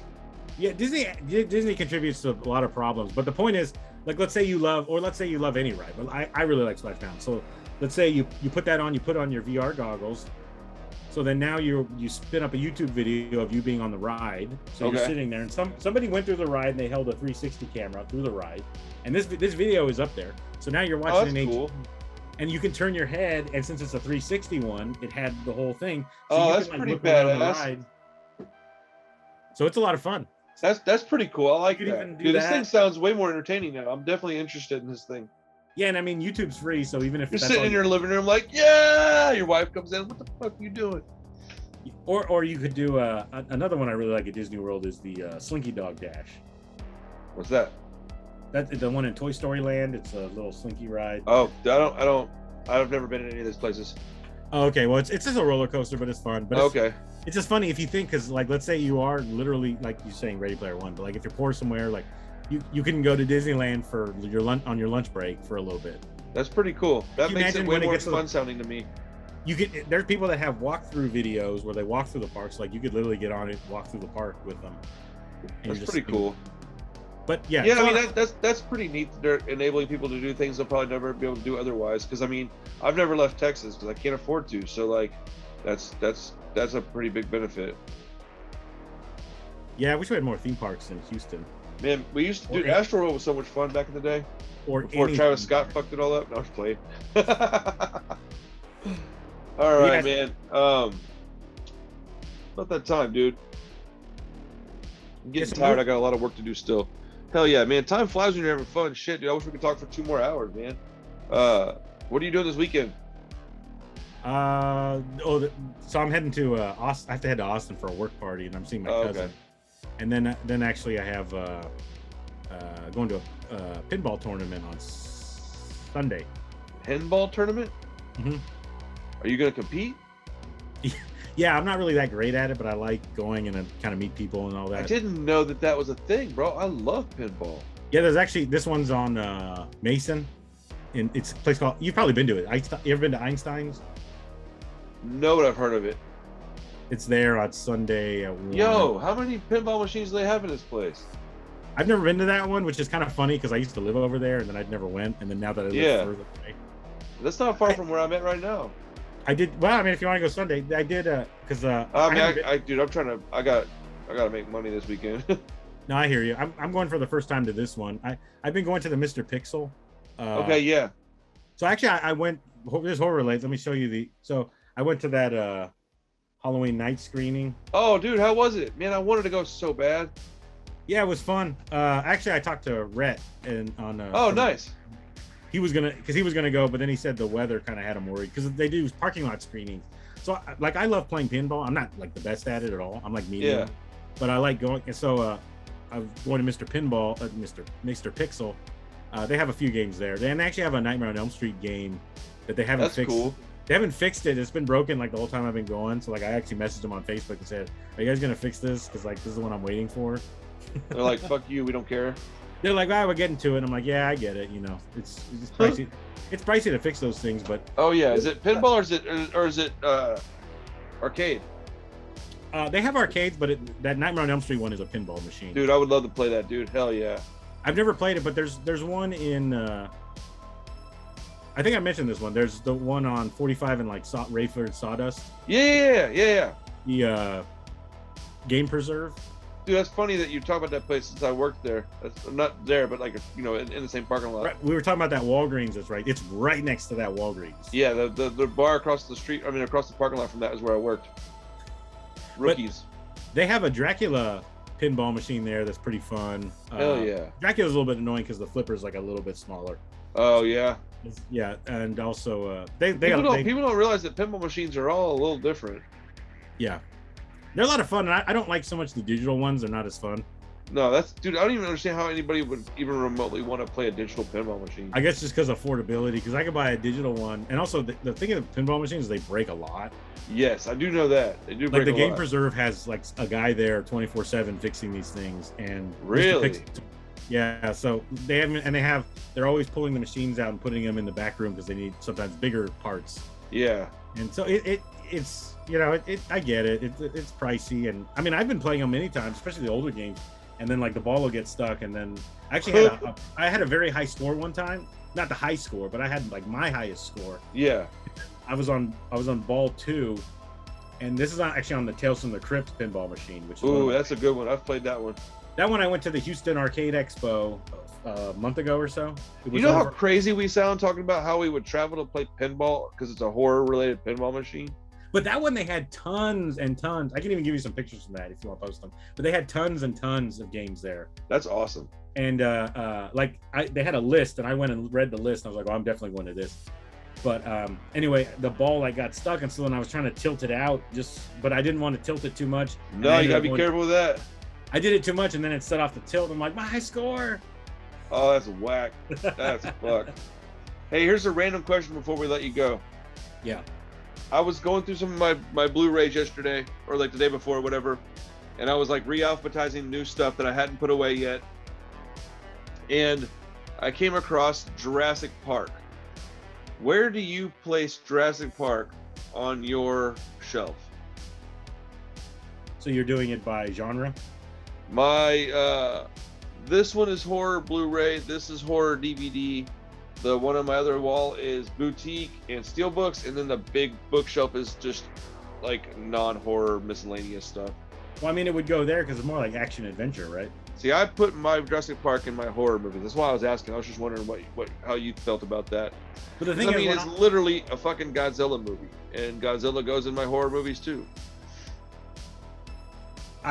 The way I've always done my movies is just where I just alphabetized them. But yeah, there's no wrong answer really. No, I was just yeah. No, I was definitely not trying to get a right or wrong out of it. I was just curious where you put yours. I think everybody can just do organization how they like it, because what matters is that you're at your house or wherever this is at, you know, you're there most of the time by yourself, I would imagine. So make it however you want it. I was just curious because I got a lot of crap for that. I couldn't believe people were so irritated by that. I was like, man, why do you give a shit where I put Jurassic Park? But it is absolutely a fucking horror movie. It's easier for you to find it yourself. Yes. And so for me, it was. It also, you know, like a lot of people now don't want to store a movie. Yes, I'm aware. They watch it once, they're done. They don't need any special features, and that I don't think that's wrong. I think that's just a different way of doing it. No, that's a personal preference. I don't watch special features a lot, but when I want them, I want them. Yeah, and in fact, one of my favorites. I actually had this one. I bought it again because Pieces is good. So I had this one, and it had the puzzle piece, and then it was just so lucrative at the time that I sold it with the puzzle piece for like an insane amount. And then later, when it was a Black Friday sale, this recent time, I bought it back. But I actually love, if you watch the menu credits on this, like I could just play those all day, just in the background. They're so fun, and just the whole movie's just so awkward. There's a lot of lost art to like physical media, man. The people these days, and I'm not trying to bag on nobody because it's not that kind of thing, but like the people these days that are fans of movies, I think they're a different breed because they don't care about special features much. They don't care about the novelty of holding the movie in their hand and owning it. Like I got into a huge, I'll call it debate. I don't think it was necessarily an argument because we weren't really like yelling. We were just talking about it, but we couldn't agree on this thing, man, because somebody told me that it was just as good to buy a movie from Amazon Prime for $8.99 as it was to own it for $11.99 on Blu-ray. And I was telling them there's many, many reasons why it's better to own it for $3 more than to buy it on Prime. And they said, if you had one reason, like if we could only give each other one reason why it's better to do the other, what would your reason be? And I said, I don't know, let me think about it for a minute. What is your reason? And they came with efficiency. And I was like, okay, that's a valid argument. And then I said, okay, ownership. And they were like, yeah, gotcha. I still own it. And I was like, no, you don't. And they were like, what do you mean, no, I don't? I said, you don't own that movie. You own the right to view it so long as they allow you to have the right to view it. And they were like, what is that? What are you talking about? I said, look, dude, this is one thing that I do know for a fact is true. They disappear. And they can just take it. And they don't have to give you a reason why. They can just say, no, our time with that movie is over. You no longer own it. And right now, that's not how they do it, but that could change in a heartbeat. Well, and they have done it to people that watched it too many times. Wait, really? Yes, they've done it because this has been a complaint that like children had. And it was because children will just have a movie on repeat, right? Yeah, they will. And so some parents have done that, and then they've gotten where the movie, like they had a moratorium on the movie, and they're like, you've watched this too many times. So, what? Yeah, if you look that up, that's something that's happened with Amazon Video. And they bought it. They paid, like, they didn't rent it, they bought it. No, wow. They bought it. And there was if you look up one of the earliest cases, there's one which is ironic because it was either the book or the audiobook of 1984. So the one about the Orwellian, control and all that. And then Amazon pulled it from everybody's Kindle, and it's like, you see, you don't really own it. You just have this license that is yankable, revocable. That's crazy. But yeah, I told them that, and I was like, dude, the biggest reason is ownership. And they were like, yeah, but you own it this way. I said, no, you don't. And I explained to them why you don't, and they didn't believe me. But I said, man, look, the fact remains is that you and I have probably spent similar money on our movies, because this person has a very big digital library. And they're like, okay. And I said, at any point in time, if I get in a pinch, I don't necessarily want to, but I can sell all my movies, and I'll still have plenty of stuff to watch on a streaming service until I either rebuild my collection or decide I don't want to anymore. I was like, if you get in a pinch, you can't sell or trade your digital copies to anybody. You can't even give them to somebody. Yeah, they're just easier to move, really. Well, yeah, I mean, it's just like, I don't know, man. It's just like when they started making these digital-only consoles. I was like, if you told me that I had to buy a PlayStation 5 for $500 and then I had to pay $80 for a game and I don't even get a fucking booklet with it, there's not a chance I'm buying that. I think for me, if you were to ask me that, my answer would have been Control. Okay. That's because pretty much ownership. Yeah, because this, even if they decided that, like, I have property rights over this. Yes. Right. So even if they decided this goes out of print, I still have all my special features. I still have the Yeah. movie. And also I can, yeah, like you said, I can liquidate it. I can sell it. You can trade it. You can let somebody borrow it. Do whatever you want with it. It's your property. And so, but also in that case, like if it's a movie I'm kind of lackluster about, and I've seen these come up with like Black Friday type sales where they're like, hey, this actually the Puppet Master remake was where when it came out they had it for sale. Literally, you could own it for 99 cents. Oh wow! Digital. Like you just own the digital one, and I was like, oh, I want to watch it. It just came out, and I didn't want to drive to Alamo Drafthouse to watch it because they had it playing there concurrent. So I was like, oh, I'll just buy it for 99 cents. I've never watched it again. It was okay. It was fine. But I mean, at that point, you're basically just watching, you renting it essentially. But I technically own it. And I don't need the disc on that one. I don't need it to take up space. So to be honest, ones like these to me are amazing and special, and I want to, because I don't want it to ever be ripped out from under me. I am getting to the point to where I'm gonna probably start thinning out my collection soon. Like I did some when I moved. It's often been when I was getting ready to move because I realized how untenable the collection can be. Well, I don't watch. There's a few of them that I've got that I just don't watch them. I'm not gonna, like there's a few that I've seen once or twice, and like with the monsters thing, dude. If I'm not gonna even open it, let me just try to make a little coin, dude. Like it makes no sense not to. Yeah, that monster one. Yeah, that was such a fun series. One of my favorite. Let me actually show you something real quick. This is one of my, and I'll actually send you a photo if you want to put it up, because I bought some 35 millimeter cells. Whoa, that's cool. Let me pull one out here. Was that for monsters? Yeah. So. Yeah, I can't see it. Now you can.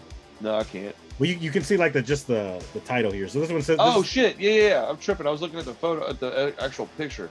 Yeah, so this is actually a 35 millimeter photo, and actually let me go off on a tangent here, but just so what is that from? Is that from the filming of the show? So this is a promo from the show. I actually bought these. I had them.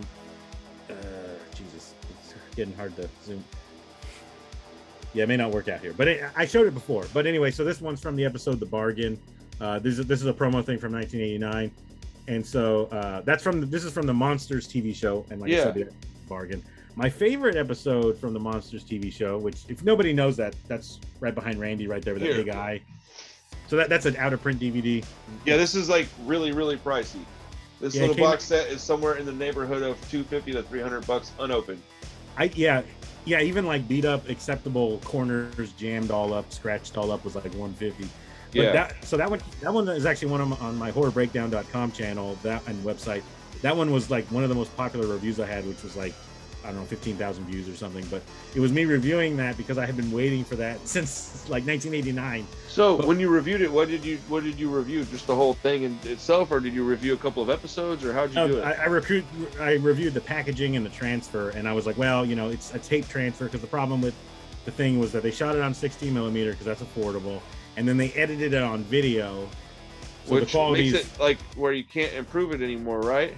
Yeah. So actually, if somebody, what's sad is like, if they really wanted to make it look as pristine as possible, which I guarantee is not lucrative, what they could do is go find the 16 millimeter prints if it still even exists, because the problem is you probably got trashed because you got to pay to store it.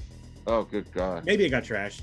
The tapes didn't get trashed. Somebody probably owns it personally, man. With stuff like that, it's too valuable, man. They sold it to somebody probably. There have been movie rights that were lost, though, just not rights, but just movies that were lost because nobody can find a print anymore. How crazy is that?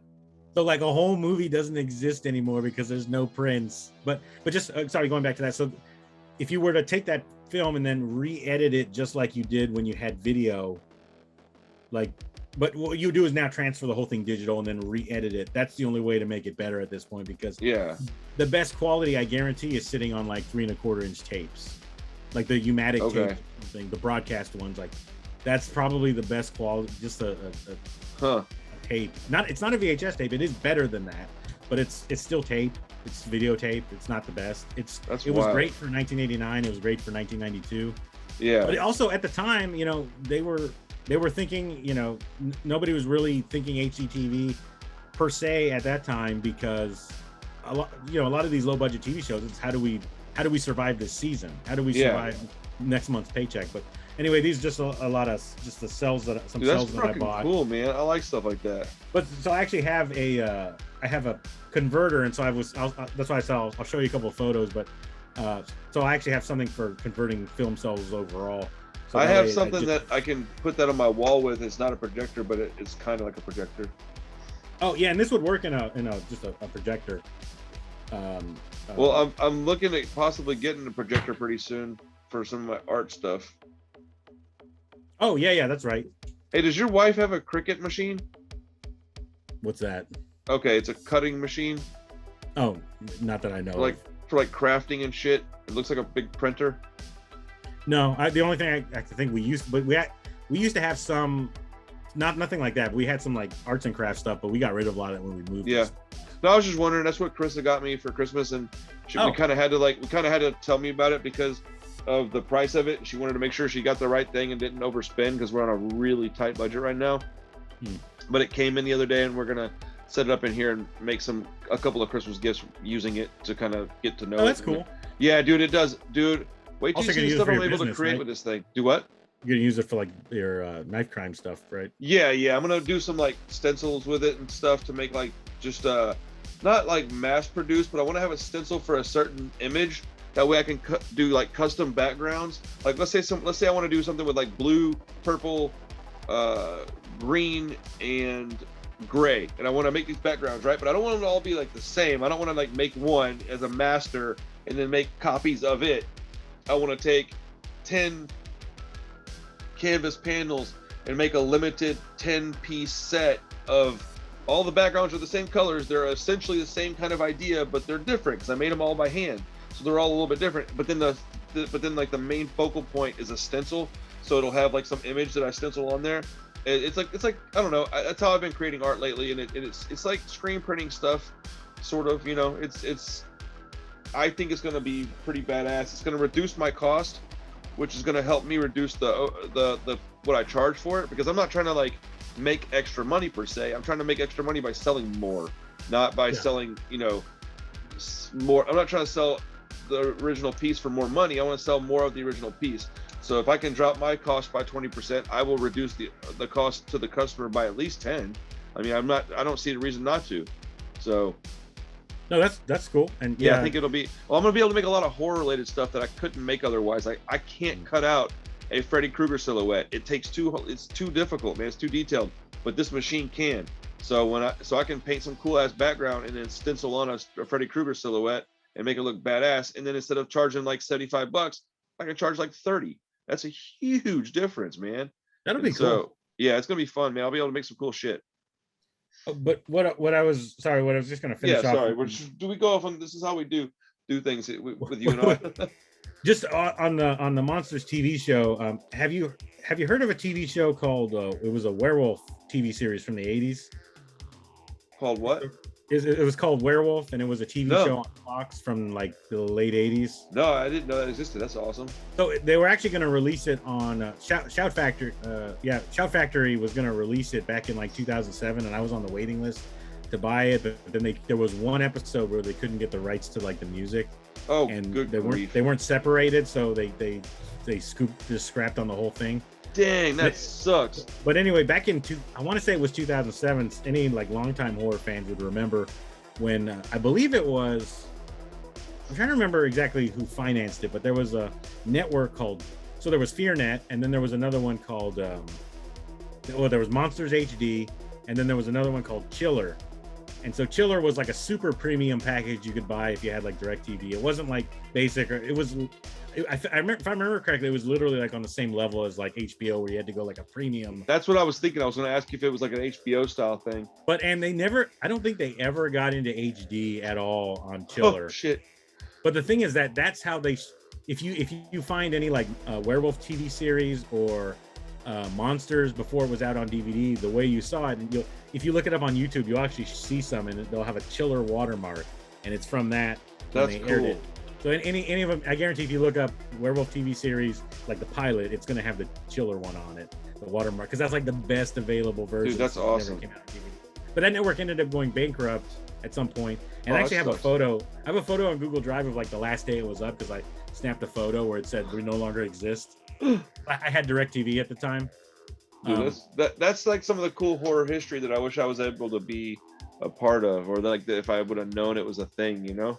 They also did Freddy's Nightmares on it.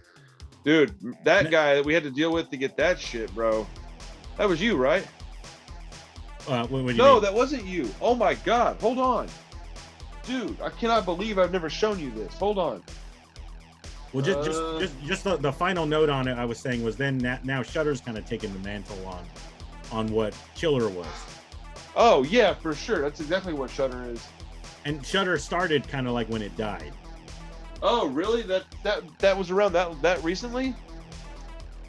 Chiller died, and then Shudder came like right away. Yeah, Shudder's only been around a little while. Yeah, I mean, I want to say Chiller died like 2017. That's what I was saying. Like I didn't know it was around that late. That's crazy. I mean, it was barely around. I don't think they ever went to HD at all. That's wild. Check this shit out, dude. They really kind of gave up at the end. Oh, there you go, Freddy's Nightmares, the complete box set. The whole complete series, and it's not real.